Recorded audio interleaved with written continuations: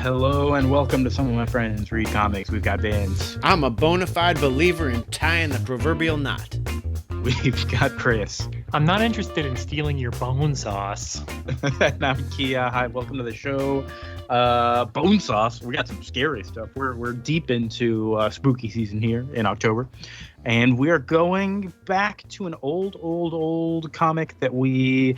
I shouldn't say it's an old comic. It's a kind of modern comic, but we covered it for the first time way back when. This is Harrow County. We're doing Volume 2. Vince, when did we do Volume 1? Episode 140, about 3 years ago. I know it was during the pandemic, so it was 2020. What episode is this? 215, so 75 episodes ago. The 75th anniversary episode of Harrow County. Of the time we read Harrow County. Great. Can't wait to return to it.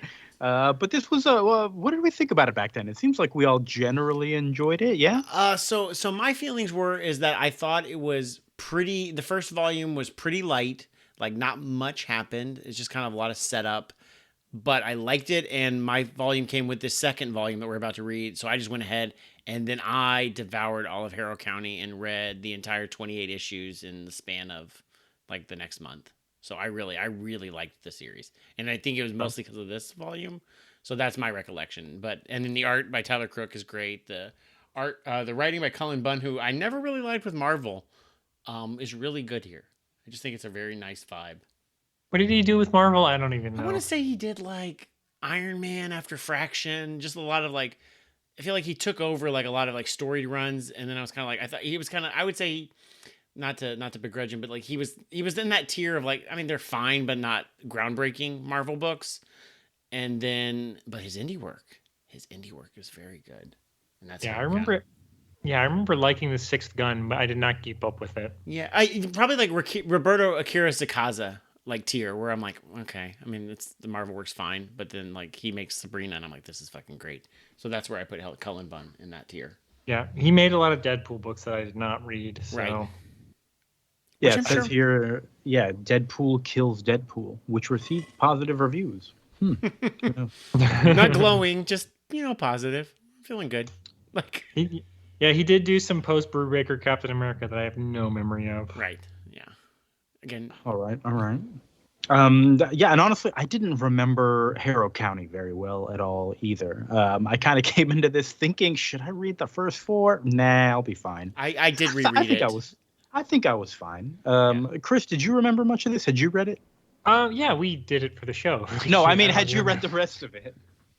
No, I had never read Beyond This. I bought this trade probably 3 years ago, the second one, I think on a sale or something. I was like, oh yeah, I like the first one, and then never read it. It was just sitting on my shelf, and so I was like, oh yeah, this will be a good time to read it. And I think I agree with Vince because this was really good. Yeah. All right. So the first volume is there's this girl Emmy. She's about to turn 18. And then people are like, I think she might be the reincarnation of this witch we all killed 18 years ago. And then her pa tries to kill her. That's like by issue 3. And then she kind of hangs out in the woods with her friends. And then she meets a monster in issue 4, and they talk, and then it ends. So it's kind of thin. But it's all table. But nobody wants to kill her anymore, though. No. Yeah. Yeah, the resolution of that first arc is that basically, and I really liked the ending of it. I don't know if it was the strongest, but it was that she's like, I'm going to be a good witch. I'm going to make friends with all these haunts. And excuse me, these what? Haunts. Haints. No, they're haints. Ain't misbehaving. Haint. Yep, she's a character in Righteous Gemstones. Hey, look, it's spelled with an I in the book that I'm going to pronounce them haints. I think the first volume was called Countless Haints, wasn't it? It was. I think, I remember reading in like the intro or possibly the background material that's what he wanted to call it, but someone at Dark Horse was like, don't call it that. Countless Haints, that means nothing. Not that Harrow County means anything, but it still does. It at least sounds spooky and not goofy. Sure, yeah.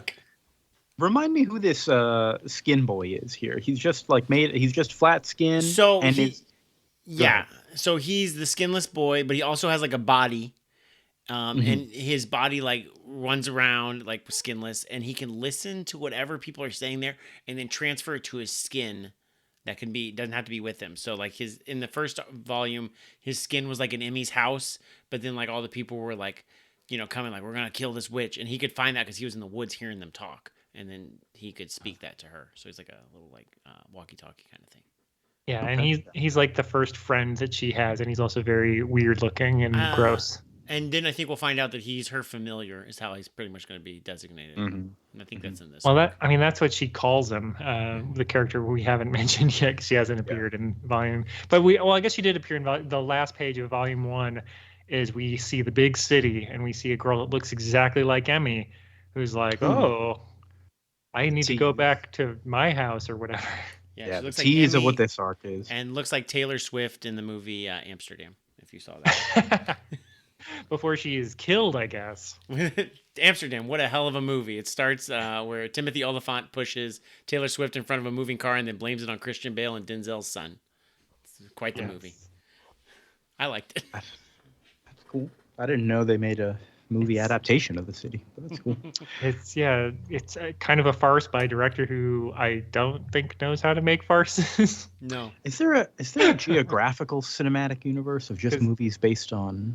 Because previous Your Stupid Minds episode, Nailed or whatever it was called with Jessica Biel, was from that same director. David O. Russell, right? Yeah, before he quit / was fired because it quote sucked. Great. So he tried again 15 years later. People still didn't like it. Wonderful. Well, I think we have enough backstory to jump into this story here. Now that we've talked about Amsterdam. I was trying to tie it in, so now we said Taylor Swift on this. She's quite popular, I hear. So. Yeah, Margot Robbie was in Amsterdam and Babylon the same fall. I thought they were the same movie, and I heard Babylon was even worse. So I heard some people like that one. I liked Amsterdam, so who knows? It's not a comedy. Trying to get us to move along. I have no idea what Amsterdam is. I didn't know there was a. Anyways, all right. It's a movie about 3 friends, Kia, who go to Amsterdam. I don't know. That's like us. We could be the 3 friends. You can be Margot Robbie. I'll be Denzel's son. Chris will be Christian Bale. Well, okay. I don't know who Margot Robbie is. Is he cute? Okay. Let's get into the comic here. Emmy is helping everyone around town with their Haint problems. She's got her skin boy familiar at home. Does he have a name? I feel like a lot of people in this book don't have names. No, he's just the skin boy. Just skin boy. Okay. And she's so friendly making friends with these monsters instead of killing them. Like somebody was like, oh, there's a monster up in the attic and it's ruining the grain that it touches or something like that. And she's like, well, he goes up there and they're like, yeah, just feed it once a week and it'll be fine. I love that. I love this like boundless positivity. I think this like really ingratiates me to her character. And I'm like, yeah, she's solving people's problems. She's like, just give it some rotten fruit. They'll like it. And it might eat a rat or two for you. And like, you're not getting rid of it? Like, no, it's its home. And it's very cute. I like it. And then one of these townspeople, by the way, also these townspeople are all like fake, all made by the witch, including her dad and like everyone in the town, right?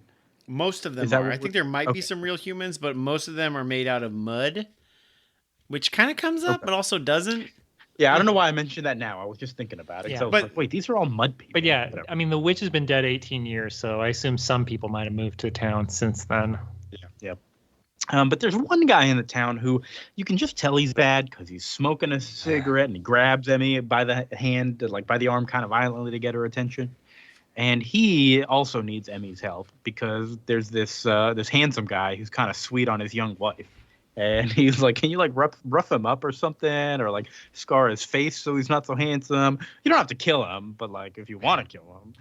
And Emmy does not like that at all. She kind of tells the guy off and walks away. There's a lot wrong with this. Like one hand, that sounds like your relationship problem. Like this sounds like a thing between you and your wife. I don't even know why we're talking about this other guy.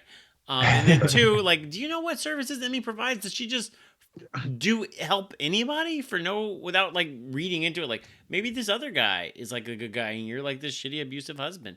I don't know. No, make that guy's eyeballs fall out or something. Yeah, Vince, I do know. I know that guy is shitty. Yeah, this little the other guy, Tad, whatever his name is.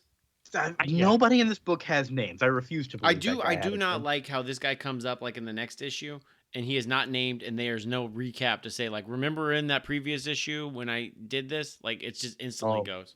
I don't like. Oh, I yeah. could tell it was him. I knew it. I He had mean, very It's distinct burned in your eyes. brain.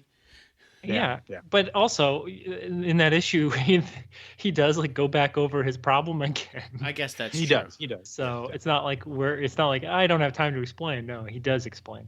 So yes, I guess Emmy making some enemies because she's so positive. She also goes and meets the like weird-eyed monster guy that she talks to in the last issue, who lives out in the woods and who's like, well, yeah. "I'm What's not this bound guy's to deal? you. I can do what I want." And she's like, "Yeah, I know."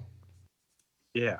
This he's just like a monster who lives in the woods in like a he's a big monster, right? And he lives in kind of a nice little log cabin that looks more like the exterior of this log cabin looks fairly well maintained for a cabin in the middle of the woods with a big monster in it. Yeah. Yeah. I know Kia's description is making you think Shrek. He's not Shrek. He's more of like a goat minotaur monster.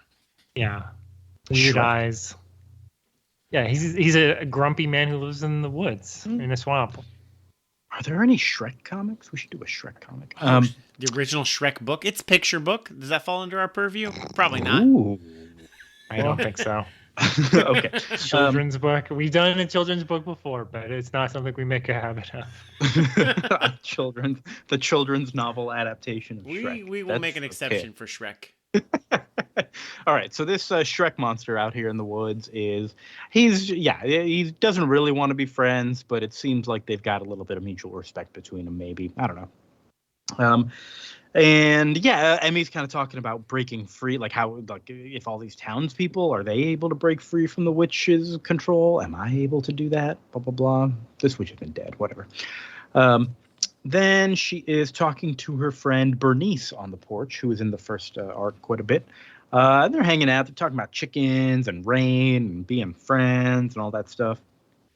And it's too much. Hold on. Is this bit true about chickens where they're like, they know how much rain is going to come and you can tell how much by watching the chickens? I don't know Hold on. if it's Let's like explain Vince, it. Let's explain it. Where if the chickens are like, it starts raining, if the chickens go hide for cover, then you know the chicken, it's only going to rain for a little while and the chickens are going to come back out. No, it's a long rain if they go hide for cover. No. Yes. No, if it's a long rain, the chickens are like, it doesn't matter. It's never going to stop. Let's just stay out here and keep eating. Yes. That is correct. Okay, I read that So wrong. Yes. what do your chickens do? Well, I don't know now. Chickens aren't very smart. I'll tell you that. I don't know if this has been like scientifically validated. Like they've done like several tests, like of a long rain versus a short rain to be able to like academically prove. I'm looking this up. I mean, my chickens.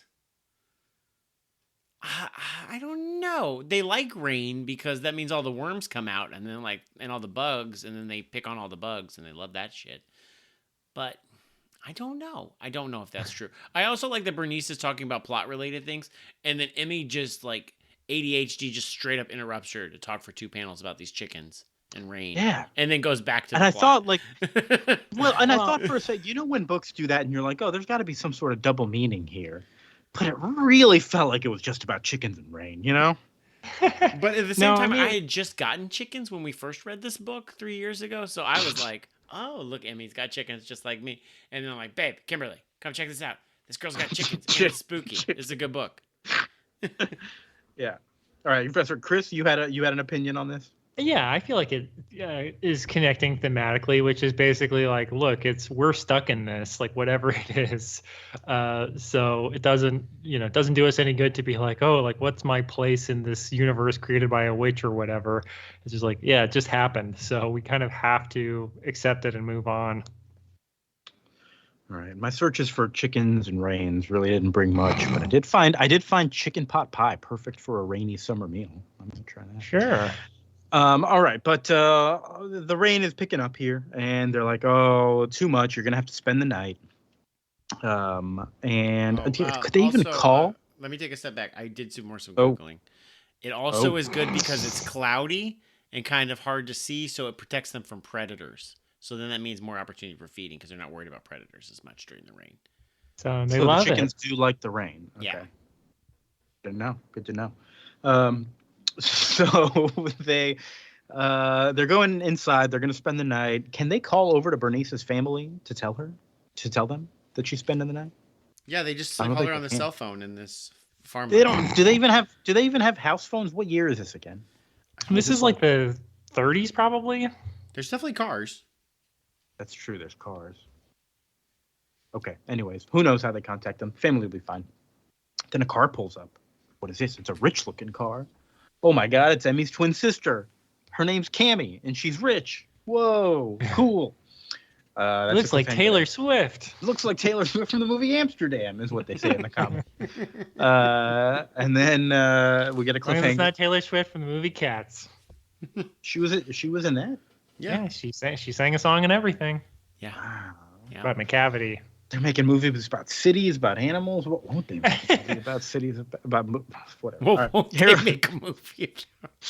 Harrow County #6. It's lots of rain. Emmy's little skin boy familiar, the body version, is hiding under the porch there. Does not like the rain. It is not an doesn't like opportunity for skin boys. Nope. Maybe if he had skin. Skinless boys. I'm sorry. Yeah.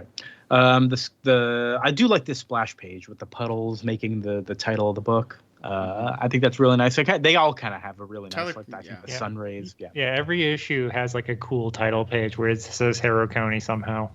Yeah. Cammy's butler/driver doesn't really say much of anything at all. He's not talking. Emmy's dad is trying to talk to him, and he won't sit down, won't drink any tea. He's just blank. Up in Emmy's room, Emmy and Cammy are sitting on the bed. They're holding hands, and they're kind of, just talking about their lives. Like, oh, I've been raised in the country. I've never seen the city. And Cammy was raised in New York, has never seen a farm. And Cammy, she seems rude and or possibly racist to Bernice when Bernice tries to interject a little bit. And it's like, hey, Bernice is a little bit kind of skeptical about who she is and what's going on. It's like, hey, how do we know you're really her sister? And she's like, we're born on the same date, dumbass. Or something like that. Good point. Yeah.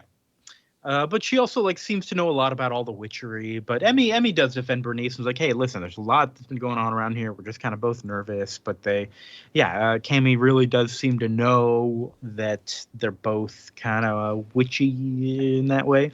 And they're both just a little bit lost. And she's glad they found each other.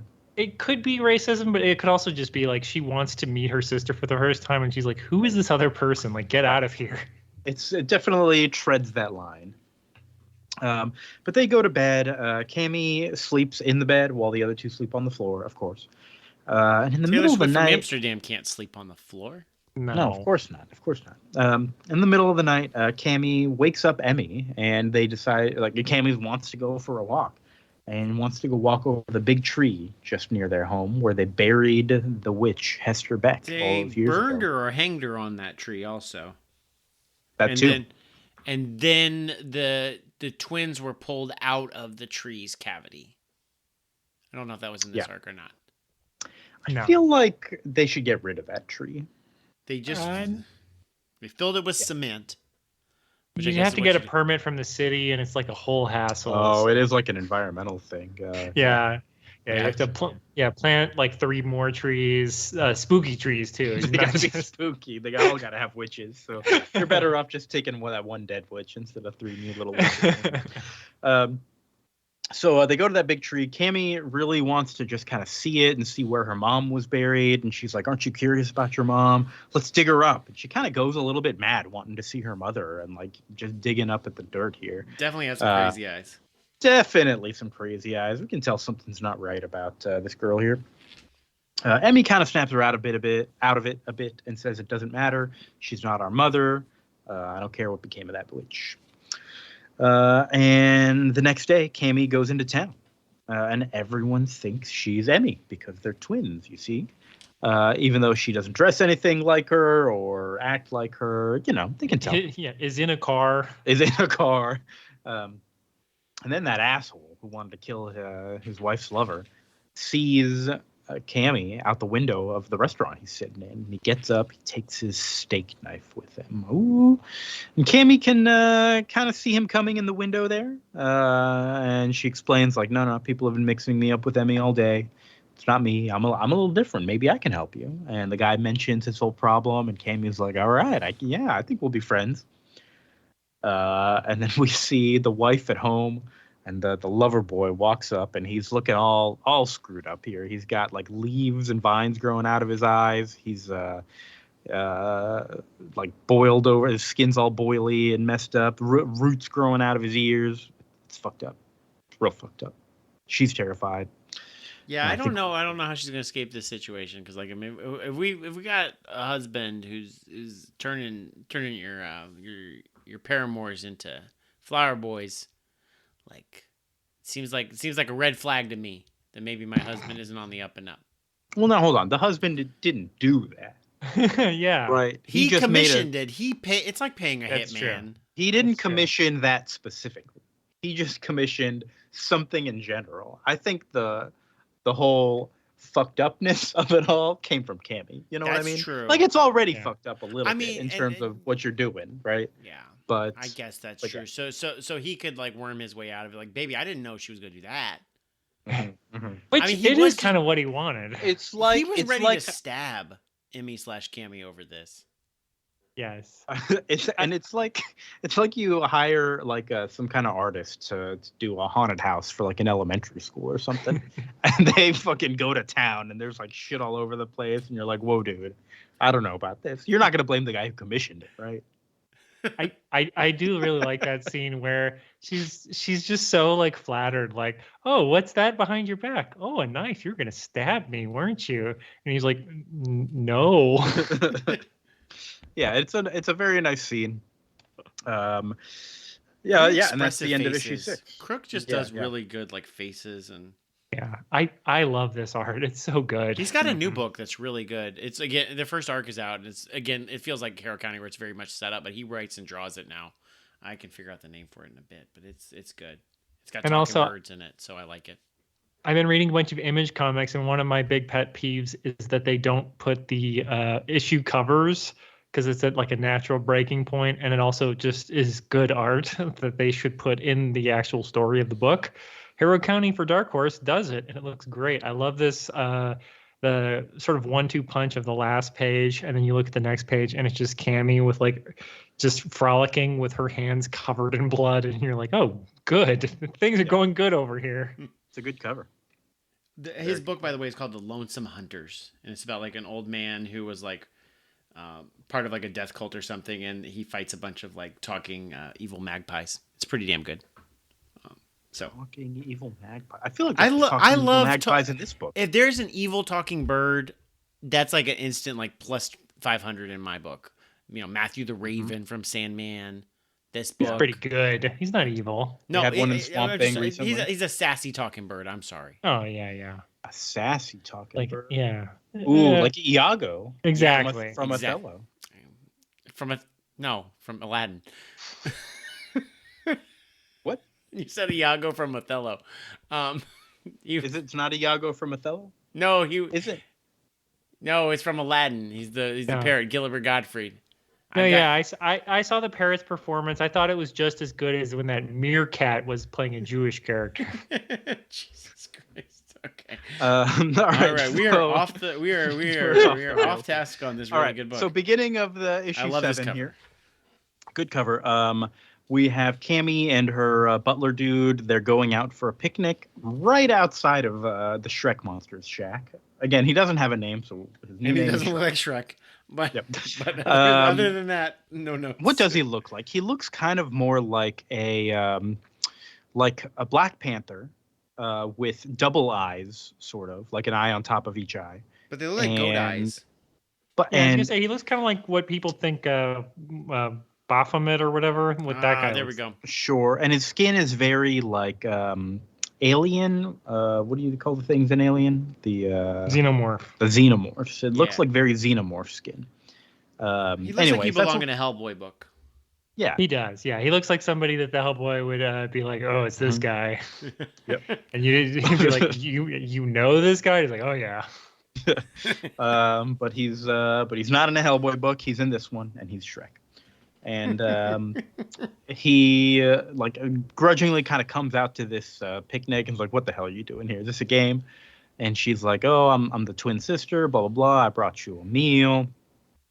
And he can still kind of smell something's a bit fishy, but she's just trying to make friends with all the local Haints here. I mean, it's not fishy. It's full of maggots and stuff, and she's eating it, and it's gross. It is gross, isn't it? It's very disgusting, maggoty food that she's eating. It's because she's got like her perfectly nice hair and like her nice dress. It's even like great imagery. Yeah. Yeah, and you think she's like setting it out for this guy, and then it's like, no, she's digging right in and just getting her face covered in maggot juice. Yep. I gotta say it. I don't like this Cammy. I think I'm getting a bad vibe from her. Yeah, maggot juice, bone sauce, all that. I think she's after my bone sauce. Actually, I've heard that bones are the skeleton's money, and so are the worms. Chris, I think you should leave. I really do. So we get a nice little scene with Emmy and her dad where she kind of helps with some manual labor, and they kind of talk about, oh, couldn't you just like witch things up? And she likes keeping things the way they used to be. Then Cammy spends this whole issue going around making friends with all the monsters. She's talking to this bone monster in the tar pits, aka his bone juice. And she's like, yeah, I'm going to bring you a whole bunch more bodies. Emmy is kind of walking towards the woods. She can feel all the warnings that have been coming out of Cammy. Has she like specifically seen Cammy do anything wrong? Or she can just kind of feel that something's wrong? I think she's just feeling it. She's just sensing it. I mean, she saw her like get a little crazy about wanting to dig up their dead mom. That's true. True. But that's the extent of what she knows so far. Cammy makes friends with this other group of monsters who's like mud people with rats in their mouths. Cool. Emmy is washing clothes. She's got Skin Boy kind of drying out there on a rack. And she's talking to Skinless Boy and says, hey, you're not a spy anymore. You are my ambassador, and I trust you. So does her dad know about the Skinless Boy? And does the rest of the town know about the Skinless Boy for her to just be hanging him out to dry in public like this? I mean, it is their private property, but people do drive up.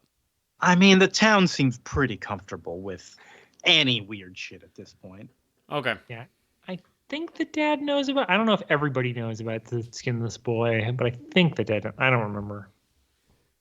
I don't think it explicitly was ever said because I reread this whole book, but maybe. It's not a secret, but it's not like everybody has to know. Yeah. Okay. It's like a don't ask, don't tell thing with. Yeah. With if anyone asks, maybe she'll tell them. Maybe that's arc 3. Who knows? Then Emmy goes out to and then Cammy makes friends with these look like some bird people. They're like witches who live in a little attic section of some barn. Yeah, and they're fly like away. Harpies or something. Yeah. They're like when they turned that girl into a bird in Swamp Thing. Swamp Thing. Yeah. I love it. That was gross. That was gross. Birds are just gross. Well, let's not go that far. Yeah, we might have some people who turn listeners. into birds. I'm sorry, bird listeners. Yeah. People who are birds but don't look like people, cute. People who are turned into birds but still look like people, not cute. That's hold on. People who are birds but don't look like people, like Matthew the Raven. Matthew the Raven, he's cute. You're like reincarnated as a bird or whatever, versus you physically turn into. Yeah, like they smushed that girl. They cut her head off and they smooshed her and then pulled her nose out and made her a bird. I don't like that. That was not cute. Yeah. And these ones. So you're saying these ones are not cute? Not cute. No. Not cute. Okay, got it. Chicken's cute. Chicken's cute. What about Big Bird? Big Bird, he's cute. He's humanoid. He's humanoid, but he's not like a human face. I feel like Big still cute. Vince, I have news for you. There is literally a human smashed inside of Big Bird. I know. in a big No, thing. that's not true. Big Bird is just a bird No, who. that man died, and now he's just a bird on his own. That Yeah, sounds creepy. that's true. All right, R.I.P. so- Carol Spinney. Just the skinless boy equivalent of Big Bird now, Yes. piloting him. Yeah, there's the Big Bird suit you carry around and dry it on a rack while the. Okay. Oh. So Emmy goes out to meet Cammy in the woods here. Cammy has been so happy to meet all these wonderful creatures. And Emmy is like, I know what you want to use them for. And this seems to be the big scene where they're revealing their true intentions. And Cammy's like, oh, we have all this power split between the two of us, and it's wasted on you. I should have been the one who stayed here in Harrow County, and I'm going to take it back. And her whole army of friends comes out behind her, including that one guy with a knife He's and got a a whole bunch of stabbing knife, a whole bunch of supernatural creatures. I do love that. He's just like right behind, like a animated corpse piloted by mice or rats or whatever. He's like, "Yep, I'm here too. I will stab you." I do, and then I love how in my version is juxtaposed right next to with the cover for our final issue today, with like Emmy marching with her crew. I love it. Mm-hmm. She's got the fire Haints from the previous arc. She's got the little monster she helped in the attic. She's got Shrek, who I think has a name, but we don't know his name right now. I don't remember it off the top of my head. Yeah, I was reading at the end. The artist said that he had been reading a bunch of like 1930s. The guy that drew Prince Valiant. Okay. And so that was like an influence on this cover, which is it's a very just everyone sort of marching, and it looks like the cover of like a Wizard of Oz sequel or something. It's very cool. I feel like what every good like image like this, a good March little scene, it needs people of different heights, so you can balance. You got a little bunny there. Yeah. You got that creature that was living up in the attic. You got the big Shrek guy up there. It's great. Yeah, it's just like you got the Juggernaut and Mystique and all the evil mutants running at the X-Men. They're all different sizes. So. And I especially, my favorite one of all these is Cammy's. She got like a little lizard with some red stripes. I like that lizard. But on to the next issue. It's a big old chase issue kind of thing where these Haints are all chasing after Emmy. And she's running away, talking about how her life has come crashing down around her again. Which I'm wondering about. Like, has it really? You kind of just met your twin sister. It's not that big of a deal. Like, we didn't get like another arc first where y'all are on an adventure together and building up a little bit of trust. It's just like, she was a little distrustful to start, and then kind of quickly revealed her intentions. Nothing to worry about. But nevertheless, But the whole town is trying to kill her again. This is true. It's not. Is it the whole town? It's just the monsters outside of town. At least it's not like the people. Well, and some of the shitty people in town that are like, sure. I was much more on board with the evil witch. Yeah. Which I guess it's the opposite of the people that were trying to kill her. Last arc, because the good people, good in quotes, who wanted to kill the bad witch, now it's the bad witch acolytes. Okay. Mm-hmm. So Emmy still has friends of her own to help, and they kind of burst out of the woods and help take down a bunch of the bad guys. But the main butler guy is still kind of there after her, and he's kind of a scary dude in terms of how much he's coming after her. And he's like, oh, I'd never harm my own boss, but you look so much like her. It'll be fun pretending you're her for a little while, and then I'm free while I'm beating up on her. It's a little fucked up. Yeah, a little fucked up. Yeah. He has some issues he needs to work through. Yep. But is then he a mud person, by the way? I don't know. We are. I think we're led to believe. Like, there's a scene earlier where it's the middle of the night where they're out walking, and he's just like standing by the car. Yeah, he doesn't not sleep sleeping or something. at all. Yeah. So I'm pretty sure he's a mud person. He could be something like a familiar. We don't really know. Okay. But right as he's about to lay the final blow, Shrek saves the day. He bursts out from the woods. He did not join up with Cammy. He says that she's kind of terrible and I don't trust her, and she invited me to a picnic. It's a good reason for not trusting somebody. Yeah. I love, this book you wouldn't think would have good action scenes, but I love this action scene of this big-ass monster man punching a butler.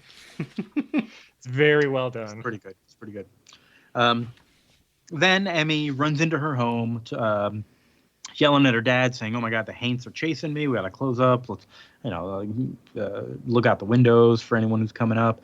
And Dad asks for a shotgun, and as Emmy grabs it, you kind of quickly realize, oh, this is not Emmy. This is Cammy pretending to be Emmy. Oh, and she aims the shotgun at the dad, clicks the trigger, but it's empty. What? Emmy comes in, and we kind of see what's going on here, and they talk about how Cammy is like jealous that the people love her, and blah blah blah, and Cammy gets all mad. Vines come out of the floorboards and pull Emmy back to the tree. So Cammy goes out there to her, and Emmy says, "Hey, if you want your mom so bad, here she is." And she like summons her up from the ground, and it's all gross and like a skeleton, monstrous, blah, and pulls Cammy down into the ground. While Cammy is screaming, and they just like go back underground, and the ground closes up around them. So you can barely tell there was ever even a hole there.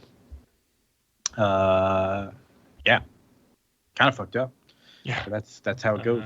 Seems bad. Seems bad. Then there's a nice little epilogue where she's talking to her dad, and all the Haints have gone back into hiding because the action's over, and who knows if Cammy will be back. The end. Why was that shotgun empty though? He knew. Guess it. Yeah, Emmy suspected that this was going to happen. Okay, it seems very, very specific, but I guess it makes sense. I don't think he knew because he still seemed confused when Emmy showed up, and he was like, "Wait, there's two of you now? What's going on?" Hey, remember yesterday when you met my twin sister? Mm-hmm. That seems like a very specific like. Let me disarm my dad because I can predict that Cammy is going to take that shotgun and try to shoot him. There's something a little off about it. You know what? Paul may be a responsible gun owner and does not keep his bullets with his shotgun or keeps them separated. That's true. Maybe he had them just like in his little overall pocket and he was going to load it up. And Emmy knows this. Cammy does not. Cammy is not a responsible gun owner. No, and just assumed that he kept loaded guns around his house. Yeah. I would have liked to have seen a scene exploring this. Anyways, that's Harrow County Volume 2. Pretty good. I definitely liked it better than the first one, I think. I don't remember the first one. You'll have to listen to that episode to know. I might, but it seems like it flowed a lot more nicely and just kind of had a bit more of an arc to it. Yeah. Overall. Yeah, y'all already both said you liked it. Why don't you speak a little bit more about that? I just think like compared to the previous arc, like I think like Emmy's a little more developed. You understand the world a little more. The world is just like the supporting cast is in place. You get like good moments with like that guy in a shitty wife. I think Cammy is a pretty good villain, in that she's like visually interesting. She does some pretty cool things. The art's nice. It's a very pleasant read. It's moving nicely. I don't know. I feel like it really kicked up a notch in this arc, and I like it. And I misspoke. It's not 28 issues. It's 32 issues total for the whole book. Okay. I think I'm probably gonna end up finishing it again. Cool. Chris, how about you? Yeah, I really like it. And again, I didn't reread the first few issues, but I think the issue is probably that so much of it is just table setting. I think it was a very quick read because Emmy is not a conversationalist and neither is her father. So there's not a lot of talking, as I recall, in a lot of that. So it's mostly just like, oh, that's a spooky place. Oh, that's a spooky place too. And then you kind of learn like, oh, but there's nothing to be afraid of. And so I do think it's a good escalation that Cammy shows up and is clearly not the big bad to worry about, but is, sees this as an opportunity, which is the wrong mindset. You don't want to be like, oh, good, a power vacuum. I could become this powerful witch. That's not good. If someone says that to you, you should red flag it and then later be like, oh, yeah, that makes sense that they turned out evil. Yeah. And I think I also really like just Emmy's positivity in that first issue that we read for this one, issue 5, I guess, Yeah. That like her helping the town. I think that those are just like nice scenes and really just like sets a nice tone for who your character is. Yeah, I was just I forget what I was reading. I was reading some DC comic recently with a female protagonist, and it's just so like it's the exact same. There's nothing different. Everything is just punching people. And so it's like it is cool that she is very much a like we can work things out. She does not actively fight very much. She mostly runs away and then has friends that fight when that needs to happen. And even then, she has not actually been in a big fight herself yet. Mm-hmm. So it does, it's cool. It's without it being like, oh, this is a comic for girls and only girls can like it. It's like, no, Yeah. she is, her perspective is not a perspective where she's like looking for a fight to solve all her problems. Yeah. And it also sets that monsters can be good in this universe also. It does a lot of work. Right. Mm-hmm. And it's, it's just like a spooky pet where it's just like, oh, if you actually try, you can make them your friends and they'll live in your house and like whisper secrets to you. That's what my cats do. Yeah, I also liked it, but I think I liked it just a little bit less than y'all. The art is definitely the standout for me. It's beautiful to look at, and I really did enjoy reading it overall, but I was also kind of surprised how quickly it was moving. I think I maybe wanted everything to breathe just a little bit more.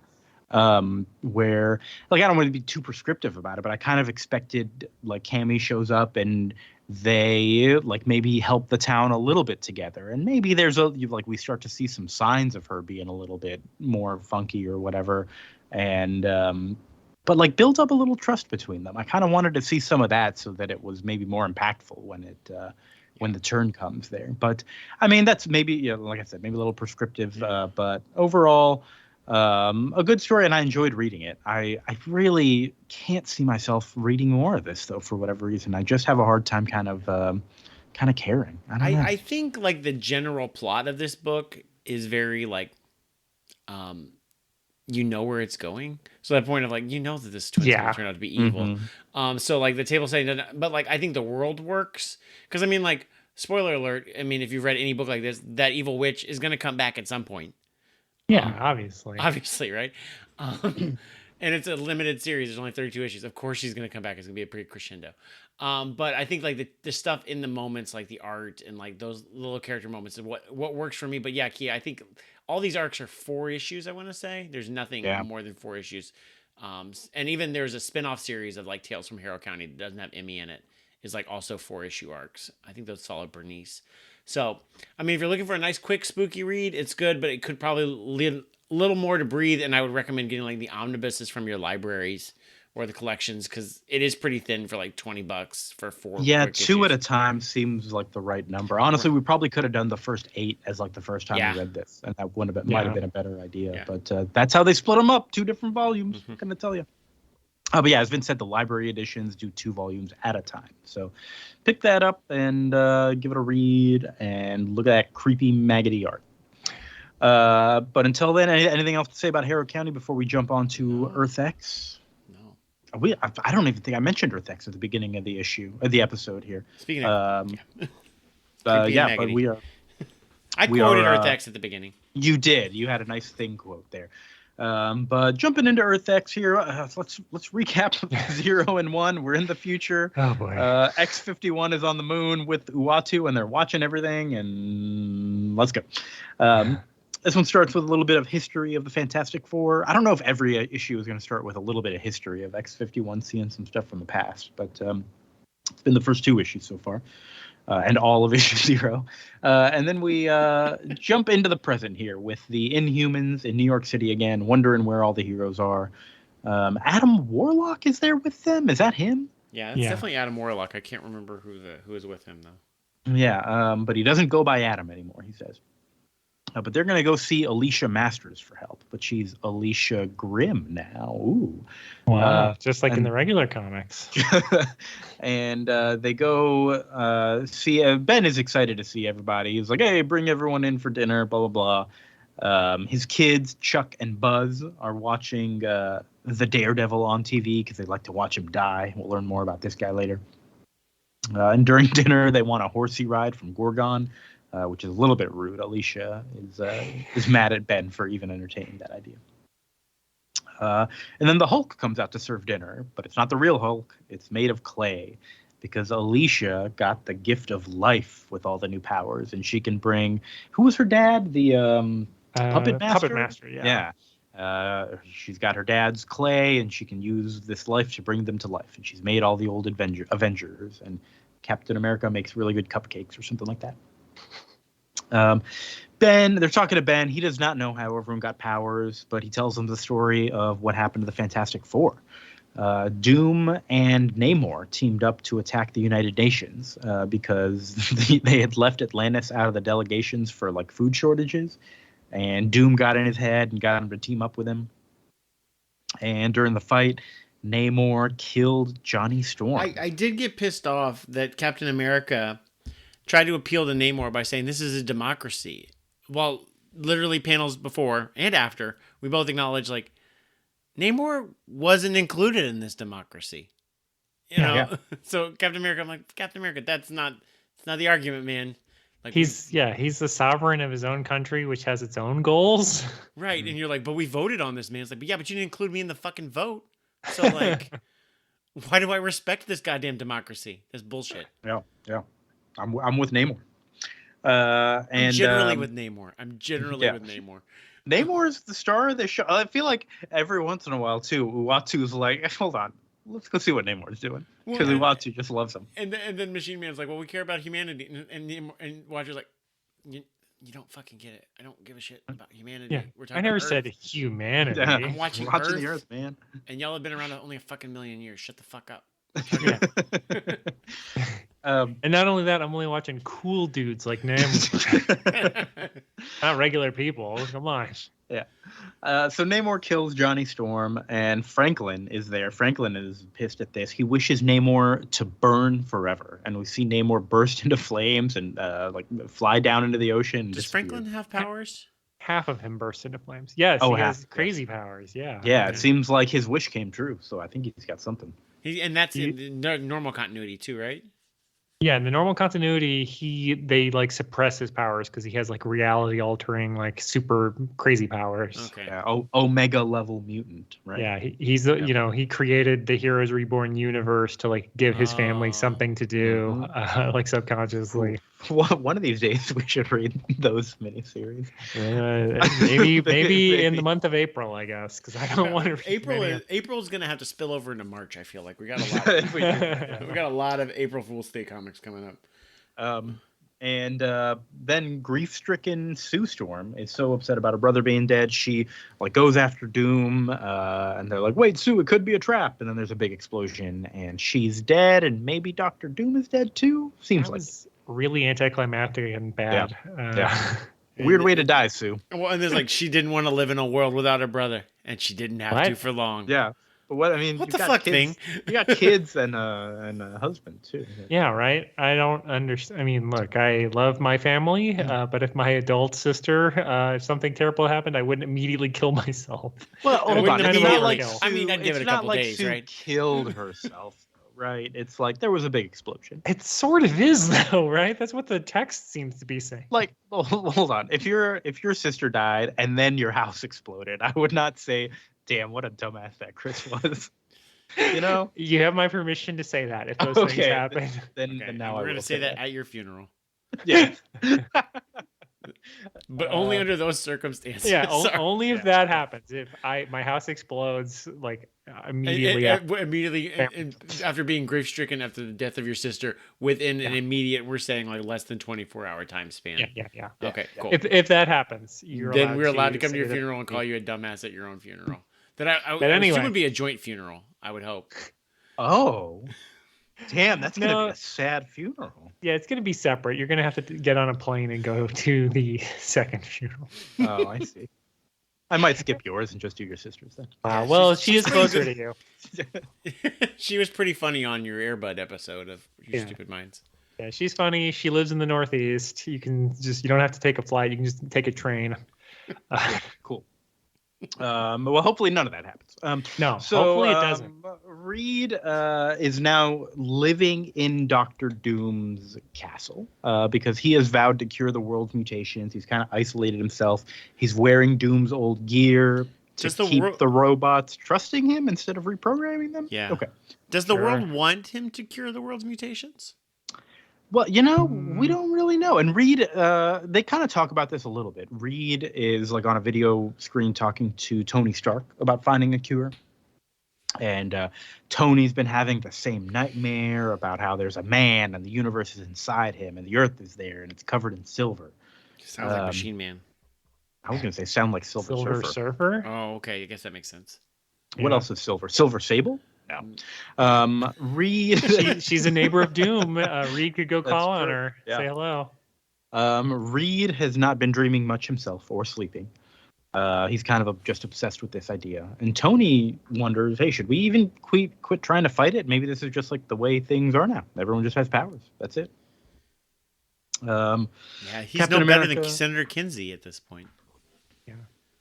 Also, this scene is very irritating, and it made me wonder, like, is this what the next 10 years of comics were copying of Reed and Tony being like, well, we're both super smart and see into the future because that's what smart people do. I was just like, oh, I hate you both so much.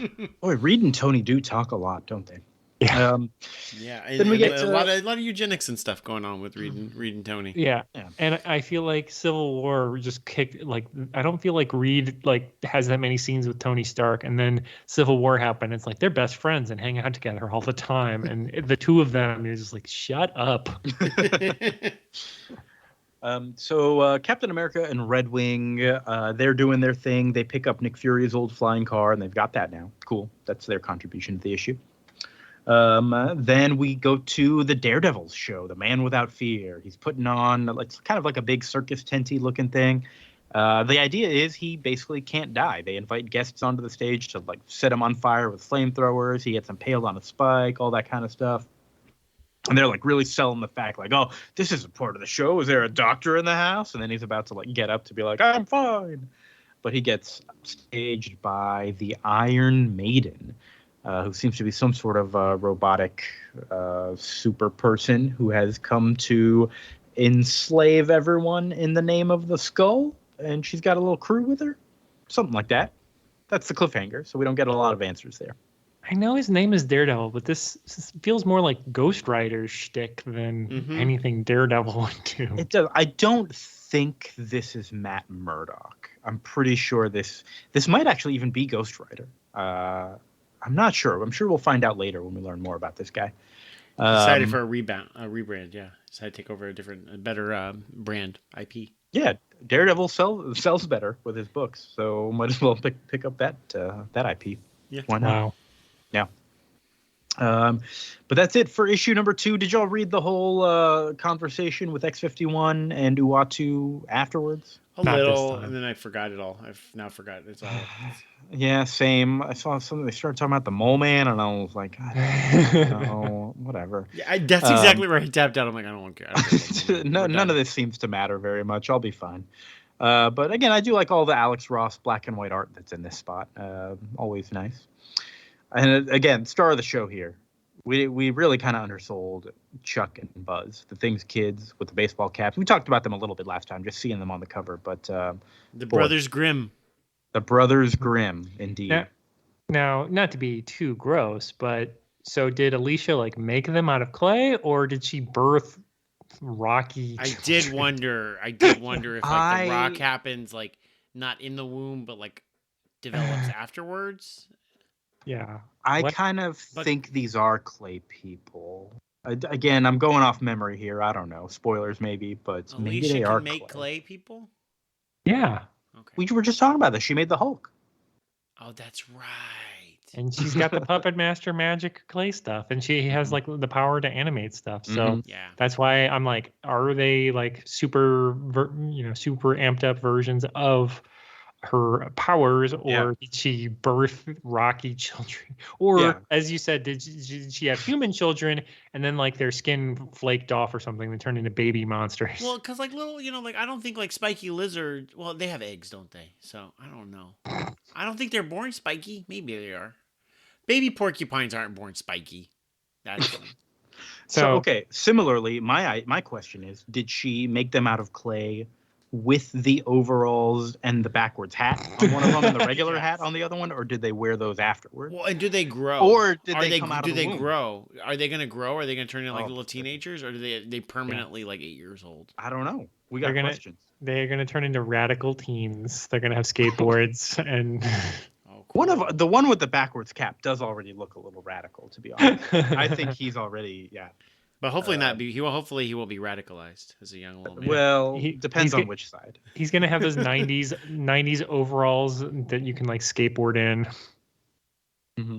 I was gonna say, did y'all recognize anyone else that was in the Iron Maiden crew? There's one woman who kind of looks like Domino, with her eye like with the spot over her eye, right? I have no idea. Let's see. And the other one, there's one guy who reminds me of somebody from Generation X, right? With that the dots coming out of him and that black text. Yeah, that could be like Sunspot. Sunspot. Yeah. Oh, I was thinking Chamber maybe, but that doesn't seem. No, yeah, Chamber is wrong. There's also a guy with an Omega symbol. It could be Omega Red, maybe. I don't know. We'll see. And there's a green dude flying up above in the back who's too far away to really tell. And it could be Sauron if this is an X-Men theme. Ooh.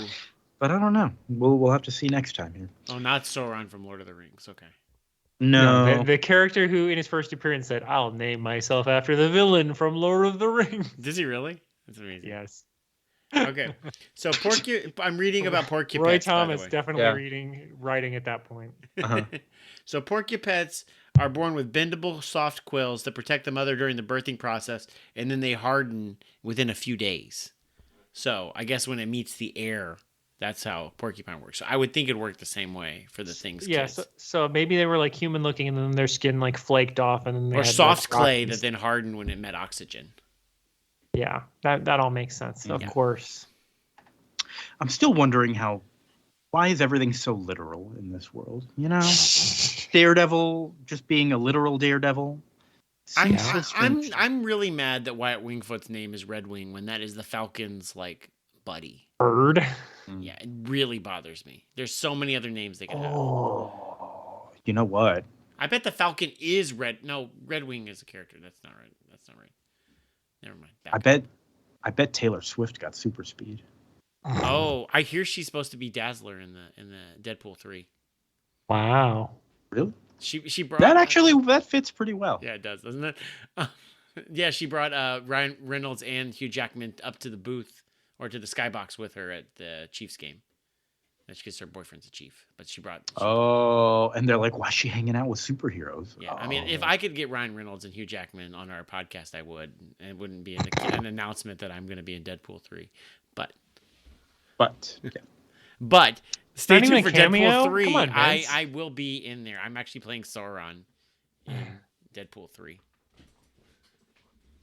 That's exciting. Yeah, it is exciting. I revealed it here. Wait, which Sauron? From Lord of the Rings? They're putting him in Deadpool 3? They couldn't. They got the rights for that one, but they didn't get the rights for the actual other Sauron. Very good. Well, I'm sure we'll learn more about Taylor Swift in next time's continuation of Earth X, where we read Earth X number 3. Anything else to say about this? I feel like I'm in the guys. I don't know. I don't like this. Yeah, I was gonna say I'm not enjoying this at all. I'm wondering what I enjoyed about this because I definitely read all of it. We can stop whenever y'all want. I will say that, but I feel like we got to give it a little bit more to see what's going on, and at least it's fun to talk about, right? Maybe. Yeah, it's fun. I hope it gets even worse. Okay, great.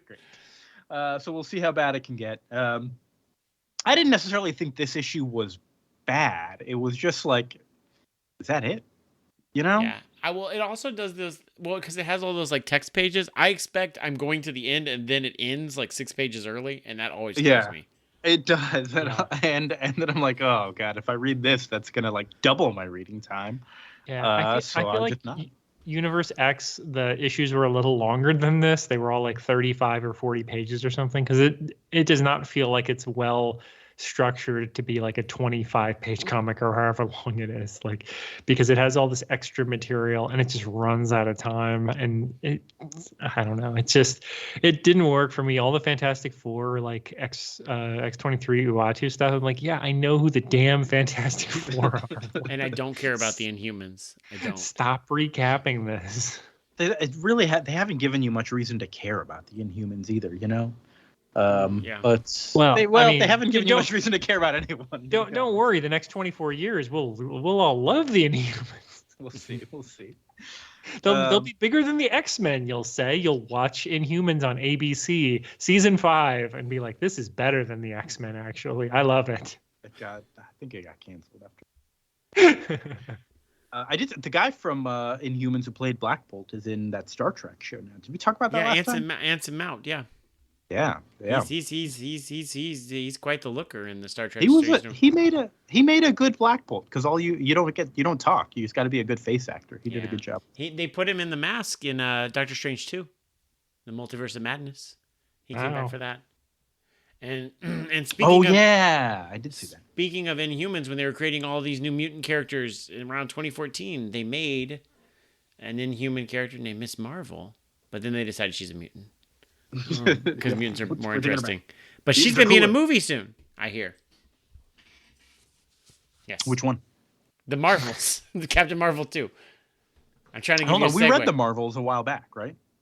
No, that's different Marvels. God damn it. It's a different one? Yes. This is so they're making a Marvels movie, but it's not the Marvels comic that we read by Alex Ross and Kurt Busiek? That's not the one, no. Okay, so this Marvels is... The 3 Captain Marvels, but none of the boy Captain Marvels. Yeah, not the boy. No boy Captain Marvels. Not the alien. Only human women. Only human women allowed. Okay. And you know what? I think that ties into our next read for next time. Why did I close it? Because I need the information that I had written down here. It is Captain Marvel by Kelly Sue DeConnick. When they rebooted it in 2012, we're going to read the first 6 issues of her run. It's collected in an arc called In Pursuit of Flight. So again, that's Captain Marvel by Kelly Sue DeConnick, number 1 through 6 from 2012, In Pursuit of Flight. Get us ready for the movie. What's up, Vince? Is that the first time that Carol Danvers was Captain Marvel? She was previously Miss Marvel and then got rebranded as Captain Marvel? I believe so. Yes. Which that actually was a change that was for the better, and that character's stock has gone up about a gazillion % in the last decade. So it worked out for Carol Danvers. Good job, Carol. Good branding opportunity for her. Mm-hmm. And good job, Kelly Sue DeConnick. Who's the artist on this arc here? Did we write Dexter that down? Soy. Dexter Soy? Yes. Oof. That sounds like... Okay. No, I don't want to make fun of a guy's name, but okay. I won't. I just won't. So next time we're going to read a book by Kelly Sue DeConnick and Dexter Soy. All right. Well, very excited for that. And of course, Earth X number 3. What else do we have to talk about? Vince, what do you have going on? Nothing going on. Halloween's coming up. I'm excited for that. How many chickens do you have? I have 4 chickens right now. How many porcupines do you have? I have 0 porcupines, but the wild porcupines are encroaching upon our neighborhood. I've seen a few porcupines, and I've got a few foxes running around too. No foxes in the hen house though. And I got a raccoon that keeps trying to eat my dog food, and he just hangs out and stares at me in the morning when I feed my dogs. So, whole menagerie. Great. Chris, how are you doing? What's going on with your chickens? I'm counting them until they hatch or something like that. Yeah, you don't do that. I had 10 chicken eggs and only 2 hatched, so you don't count. Damn it. What's going on with cats? How are your cats doing? My cats are doing very well. They've been very good this episode. Right before we started recording, everyone heard them meowing loudly at me about food, but then they took a nap. But no, Your Stupid Minds is going strong. We just recently had an episode on the horror anthology Nightmares, a movie that we watched on the lowest quality DVD perhaps in existence, on physical media, which was a lot of fun to watch as an artifact. It was very clearly a VHS pan and scan transfer. The box had false information on it, and they literally had a still from a different movie. So it may have been bootlegged or otherwise not legal, but we rented it anyway. So, and then we talked about it. So there's a lot of fun. Emilio Estevez is a arcade gamer in one of the short stories, probably the best short story. And yeah, that's already out, and we'll have another spooky episode coming out, I guess, the week after this comes out. Wow. Well, I did not ask you about the Your Stupid Minds podcast, but I thank you for volunteering that information anyways. And me, I've got nothing. I did watch half a movie. I watched Dune, because the new Dune, because I wanted the backstory for the board game. Oh yeah. Very slow. I watched about an hour and a half of it, and I think the movie was starting by that point. I might finish it next weekend. It's going to start next year. I don't know. Maybe I'll finish it next year. It was very slow. I loved it. That's the big problem with movies in general. You can take that to the bank. Speaking of board games, Kia, Harrow County has a board game coming out supposedly this year. I said that last time. Oh, it is a very direct adaptation of the book, to be fair to the Dune movie. It's not like this is they're like, oh, we're going to monetize this and turn it into multiple things. Like, no, the book is exactly like the movie. And then you're like, I wonder if they're going to be betrayed by anyone. Then I guess the book is slow too. The fattest man in the world who floats around in a chair. I wonder if he'll betray us. Is that a chair he's floating around in? I thought maybe he was monster. No, yeah, he's in the movie. He's not in a chair. That's Hollywood glitz and glamour. We can't just have a floating chair. That's boring. Yeah, an ugly floating. Ugh. All right, cool. So maybe we'll finish part 2 of Dune part 1 soon. But I don't know. Am I really plugging anything? I heard this Dune Imperium board game is great. I don't know about the old Dune board game that got rebranded as Rex. You've got that one, right, Chris? Or you played it? I do have a Dune board game. I don't know which one. I think it's that one. Few releases. I'm glad they got the IP back to make some Dune board games, though. Even though it's all sand. But that's all I got. I hate sand. Ugh. It's everywhere. All right. But I think that's it for this episode, folks. Vince, thank you so much. I love you. Love you too, bud. Chris, thank you so much. I love you. I don't have anything funny to say. Watch out, spooky things. Yeah, spooky things. Listener, thank you so much for listening. We love you too. We'll see you next time. Have a nice night. Talk to you later. Bye.